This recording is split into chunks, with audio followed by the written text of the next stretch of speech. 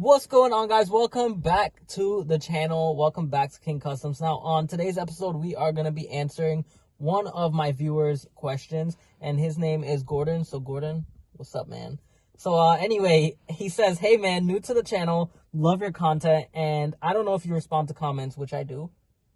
And, but what are your thoughts on a 2008 Avalanche with 164,000 miles for $11,999? Just found this one on Auto Trader, so let's click the link and we're gonna see what he says. So basically 12 grand. I don't know why I keep doing this to you, Gordon. I don't mean anything about it, but anyway, this is what he's looking at, which seems pretty cool. It seems really clean on the inside, but I did some digging around on the internet and I found that for this mileage, the general pricing of this truck goes around $8,000, $7,500, $8,000. That's what I found for about a truck with 170,000, 165,000.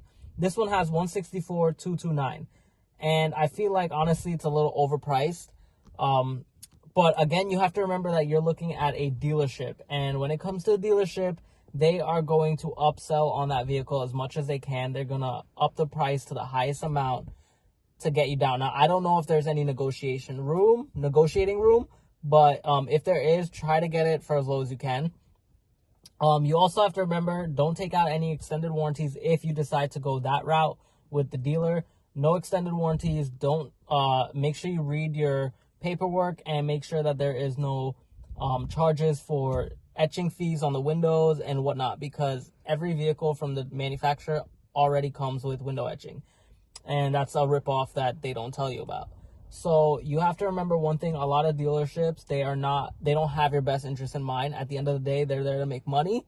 You can always find a better option or deal going out in the private part of the internet, like Facebook Marketplace or Craigslist.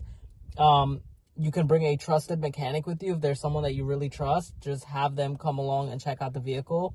It's way better to pay a trusted mechanic $40, $50, $60 to go check out a vehicle for you than you getting into a $12,000 debt to find out that you've been ripped off. And not only that, the vehicle does have issues, because even though it's coming from a dealer, sometimes they'll give you no warranty on the vehicle, and that's when you have an issue.